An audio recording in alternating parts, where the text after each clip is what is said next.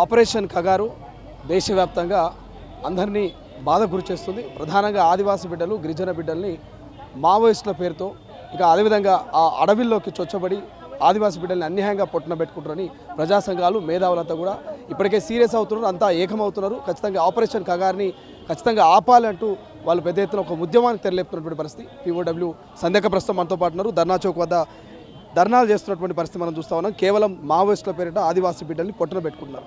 So అంటే మావోయిస్టులని, ఆదివాసులు ఇద్దరిని పొట్టున పెట్టుకున్నారా, లేకపోతే ఇంకా వేరే వాళ్ళు కూడా ఎందులో ఇన్వాల్వ్మెంట్ అయి ఉన్నారట? మావోయిస్టులతో పాటు ఆదివాసీల హననం జరుగుతుంది, ఊచకోత జరుగుతుంది. చిన్న చిన్న పసి బిడ్డలు, 5 ఏళ్ల 10 ఏళ్ల పిల్లలు కూడా చాలామంది చచ్చిపోతున్నారు. వేలాది మంది మీద జరుగుతున్న దాడి, డ్రోన్లతో బాంబులు వేస్తున్నారు. ఒక్క మావోయిస్టులను ఏరి పారేస్తున్నామని చెప్పడం కాదు, ఆదివాసీలను ఏరి పారేస్తున్నారు.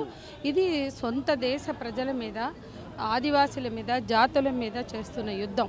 దానికి ఒక పేరు పెట్టి ఆపరేషన్ కగార్ అని అమిత్ షా మోడీ ప్రభుత్వం పెట్టింది. సో మోడీ షాలు ఈరోజు సొంత దేశం మీద యుద్ధం చేయడం ఏంటి? అది రాజ్యాంగబద్ధమా? సొంత దేశ మూల వాసులు, వాళ్ళు దేశీయులు, స్వదేశీయులు, వాళ్ళ మీద యుద్ధం చేయడం అది చట్టబద్ధమా, రాజ్యాంగబద్ధమా? లేకపోతే మీ మనువాద రాజ్యాంగం చెప్తుందా? మీ కార్పొరేట్ అనుకూల పాలన కోసం చేస్తున్నారా?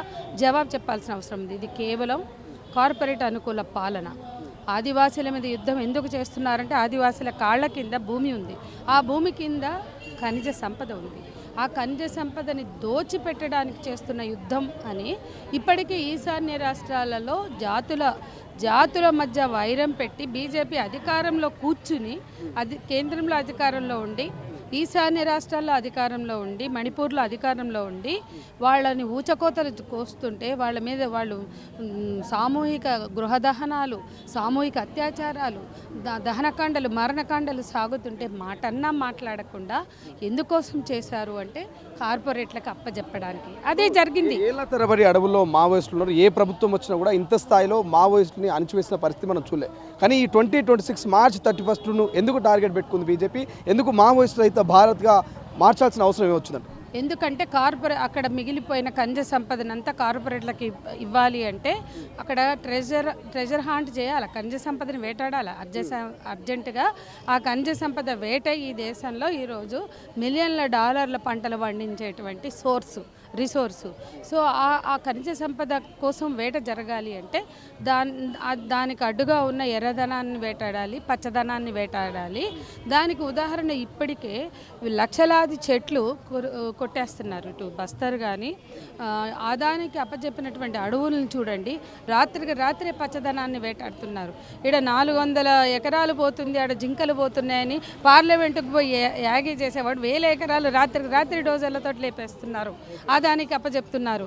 అంటే ఇది కార్పొరేట్ల కోసమే అనేది మణిపూరు అనుభవం కనపడుతుంది. ఆల్రెడీ ఇప్పటికీ ఖాళీ చేయించిన అడవులు ఎవరికి ఇచ్చారు? రాత్రికి రాత్రి అడవులు నరికివేతలు ఎందుకు జరుగుతున్నాయి? అక్కడ ప్రజలు వెళ్ళిపోయారు, మావోయిస్టులు లేని చోట్ల కూడా ప్రజలు మా అడవిని నరకొద్దని అక్కడ పోరాడుతున్నారు. అది ఎవరికి అర్థం కావట్లేదు. కాబట్టి మొత్తం కార్పొరేట్లకు దోచిపెట్టడానికే అక్కడ మావోయిస్టులు ఉంటే ఆ ఖనిజ సంపద వేట సాధ్యం కాదనే భయంతో తప్ప మావోయిస్టులు 67 నుంచి ఉన్నారు. ఇవాళ అర్జెంటుగా గత పాలకులు ఎవరికి అడ్డు కాని వాళ్ళు వీళ్ళకి ఎందుకు అడ్డవుతారు? ఎక్కడైనా వాళ్ళు వచ్చి వీళ్ళ మీద దాడి చేస్తే ఆ దాడి ప్రతి దాడుల్లో చేసుకున్నారు. కానీ ఇంత పెద్ద ఎత్తున డ్రోన్లతోటి బాంబులు వేయడం, ఆడవాళ్ళు స్నానాలు చేస్తుంటే ఫోటోలు తీసి మళ్ళీ తీసుకుపోయి వాళ్ళకే చూపించడం, ఆడవాళ్ళు పనులకు పోయినా, అడవులకు పోయినా, పొలాల్లోకి పోయినా మొత్తం పారామిలిటరీ దళాలు వచ్చాయంటే ఆడవాళ్ళు కనపడగానే రేపులు చేస్తున్నారు. ఇవాళ బయట ఒకడు రేపు చేస్తే వాడి మీద రేప్ కేసు ఉంటుంది. మరి ఆదివాసీల కోసం మావోయిస్టుల కోసమే కానీ ఆదివాసీల కోసం కాదన్నప్పుడు అంతమంది అక్కడ అత్యాచారాలకు గురైతే ఎందుకు కేసులు పెట్టట్లా? ఒక్క స్టేట్మెంట్ ఎందుకు ఇవ్వట్లా? మీరు ఇక్కడ పారామిలిటరీ దళాలు, బార్డర్ సెక్యూరిటీ ఫోర్సులు, బస్తర్ టైగర్లు ఒక అత్యాచారం చేసినా మేము ఒప్పుకోమని ఎందుకు చెప్పట్లా? ఎందుకు అత్యాచారాలకు ఉసిగొల్పుతున్నారు? ఎందుకు అత్యాచారాలు చేస్తుంటే అత్యాచార నిరోధక చట్టం అక్కడ ఉపయోగించట్లేదు? దీన్ని బట్టి మీకు చెప్పండి. అంటే అక్కడ యుద్ధం అంటే ఆదివాసుల మీద అత్యాచారాలా? వందల మంది మీద అత్యాచారాలు జరుగుతున్నాయి. అంతకుముందు వాకపల్లిలో చేసేది కోర్టులో ప్రూవ్ అయింది కదా, వాళ్ళకందరికీ ఫైన్ కూడా కట్టించారు. అందుకని మేమేమంటున్నామంటే మీడియా ఆలోచించాలి. బీజేపీ చెప్పిన మాటలు పలుకులు పలకడమే మీడియా కర్తవ్యంగా ఉంటే కాదు. ఖచ్చితంగా ఏం జరుగుతుంది, మొత్తం పోర్టులు ఎవరికి ఇచ్చారు, ఎవరికి ఎయిర్పోర్ట్లు ఇచ్చారు, ఎవరికి షిప్ యార్డ్స్ ఇచ్చారు, ఆ షిప్ యార్డ్లలో మాదక ద్రవ్యాలు డ్రగ్స్ ఎట్లా సరఫరా అవుతున్నాయి, ఎందుకు ఆదాని పెరుగుతున్నాడు, ఎట్లా పెరుగుతున్నాడు, ఏ వ్యాపారం చేసి పెరుగుతున్నాడు, ఏ పన్నులు కట్టి పెరుగుతున్నాడు, ఆదానికి కట్టబెట్టడానికి దేనికైనా దిగబడతారా, కార్పొరేట్ల కోసం దేనికైనా తెగబడతారా? ఇవాళ మీరు మెజారిటీ హిందువుల మీద ప్రేమ ఉంటే ఎందుకు డీజిల్ పెట్రోల్ ధరలు అన్నిసార్లు పెంచారు? ఊరికే హిందువులేమో మురిసిపోతారు, మేమంటే బీజేపీకి ప్రేమ. మీరు అంటే ప్రేమ ఉంటే అంతర్జాతీయ క్రూడ్ ఆయిల్ ధరలు తగ్గినప్పుడల్లా ఇక్కడ ఎందుకు పెరిగినాయి? అక్కడ తగ్గినప్పుడు ప్రతిసారి పెంచారు. మీ మీద ప్రేమ ఉంటే పెట్రోల్ డీజిల్ ధరలను నియంత్రిస్తారు. మీ మీద ప్రేమ ఉంటే డిమానిటైజేషన్ చేయరు. మీ మీద ప్రేమ ఉంటే ఎన్నో మీకోసం విధానాలు రూపొందిస్తారు.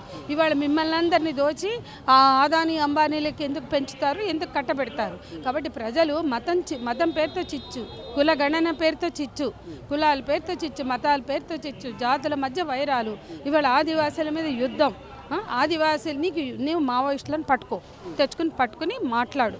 అంతేకాని ఇవాళ మావోయిస్టుల పేరుతో మావోయిస్టుల సమస్య రాజకీయ సమస్య. రాజకీయంగానే శాంతియుత చర్చలకు మేము సిద్ధమని మావోయిస్టులు బహిరంగ లేఖ కూడా రాశారు. అయినప్పటికీ ఎందుకు ప్రభుత్వం స్పందించట్లేదు? ఎందుకు గన్ డౌన్ అని నిబంధన పెడుతోంది? అంటే ప్రభుత్వం గన్ డౌన్ అని పెట్టడంలోనే వాళ్ళ ఉద్దేశం తెలుస్తుంది. శాంతి చర్చలకు సిద్ధం అన్నాక శాంతి చర్చల వైపు ఆలోచన చేయకపోవడంలోనే వాళ్ళ లక్ష్యం ఏంటో మనం అర్థం చేసుకోవాలి. అంటే ఎంతసేపు బీజేపీది చెప్తుందిగా, బీజేపీ ఇట్లా అంటుందిగా అనడమే కాకుండా బీజేపీ ఎందుకు చేస్తుంది, బీజేపీ లక్ష్యం ఏంటి, మతం అంటే నిజంగా పేద హిందువుల కోసం వీళ్ళు ఆలోచిస్తారా? ఈ దేశ మెజారిటీ హిందువులని కాదు ఈ దేశ మెజారిటీ ప్రజల గురించి వీళ్ళు ఆలోచిస్తారా? మెజారిటీ ప్రజల హక్కుల్ని వీళ్ళు రక్షిస్తారా? ఈ ఆదివాసీలందరి వాళ్ళ ఉత్తర తెలంగాణలో మీకు సీట్లు ఇచ్చారు ఆదివాసీలే. మరి ఆ ఆదివాసీలు ఇవాళ మిమ్మల్ని నమ్మి మీకు సీట్లు ఇస్తే వాళ్ళ మీద యుద్ధం చేస్తారా? వాళ్ళని ఈ దేశ మూలవాసులుగా మీరు గుర్తించరా? అంటే మీకు ఓట్లేసి మీకు సరెండర్ అయితే బతకనిస్తారు, లేకపోతే చంపేస్తారు. నేను అడుగుతున్నా, మీరు ఓట్లేసినంత మాత్రాన ఆదివాసీలు మీ కాళ్ళ కింద ఖనిజ సంపదని కార్పొరేట్లకు ఇవ్వకుండా ఉంటారా? ఇప్పటికే మీ అడవులు ఎందుకు నరికారు? 400 చెట్ల కోసం 400 ఎకరాల్లో చెట్ల కోసం యాగి చేస్తున్నారు కదా, 1000 ఎకరాలు లక్షల చెట్లు ఎందుకు నరికేశారు? అంటే మీడియా ప్రశ్నించదు, మీడియా మౌనంగా ఉంటుంది, మీడియా మాట్లాడదు.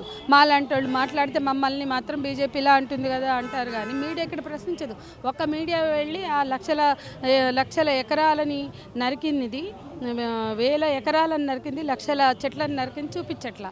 కానీ అక్కడ ప్రజలు డే అండ్ నైట్ రోజులు రోడ్ల మీదకి వచ్చి కూర్చుని రోడ్లు బ్లాక్ చేస్తున్నారు. వాళ్ళు ఎవరు మావోయిస్టులు కాదు, వాళ్ళు ఆదివాసీలే. వాళ్ళు 1000 మంది వచ్చి రోడ్ల మీద కూర్చుంటే కూడా ఎవరు పట్టించుకోరు. కాబట్టి వీళ్ళ అక్కడ ప్రజలు చేస్తున్న పోరాటాన్ని అర్థం చేసుకుంటే అది వాళ్ళ బతుకు కోసం చేసే పోరాటమా, మావోయిస్టుల కోసం చేసే పోరాటమా? వాళ్ళు మనుషులండి, 1000 ఏళ్ళుగా ఇక్కడ బతికారు, ఇప్పుడు బతకొద్దా? వాళ్ళు బ్రతకడానికి చేస్తున్న పోరాటం అని అర్థం చేసుకుంటే మనకి ఇవాళ ఆదివాసీల హక్కుల హననం ఏంటి, ఆదివాసీల జీవన విధ్వంసం ఏంటో మనకు అర్థమవుతుంది. ఇది మొత్తం మీద ఖనిజ సంపదను కాపాడుతున్న ఆదివాసీలు సో వాళ్ళ హక్కుల కోసం వాళ్ళు పోరాడుతూ ఉన్నారు. సో ఖచ్చితంగా దాన్ని ప్రజాక్షేత్రంలో చూపించాలి. ప్రజలు దీని మీద ఖచ్చితంగా మేధావులు, అదేవిధంగా ఇక విద్యావేత్తలు స్పందించాలంటూ పీఓడబ్ల్యూ సంధ్యకు చెప్తున్నటువంటి పరిస్థితి. చూద్దాం ఆపరేషన్ కగారు ఆగుతుందా, మరి మార్చ్ 31, 2026 వరకు కంటిన్యూ అవుతుందా? కెమెరా పర్సన్ అజయ్తో శ్రీశైలం, తొలి వెలుగు, హైదరాబాద్. ప్రపంచంలో ఏ మూల ఏ క్షణం ఏం జరుగుతుందో వేగంగా తెలుసుకోవడానికి తొలి వెలుగు వాట్సాప్ ఛానల్ని ఫాలో చేయండి.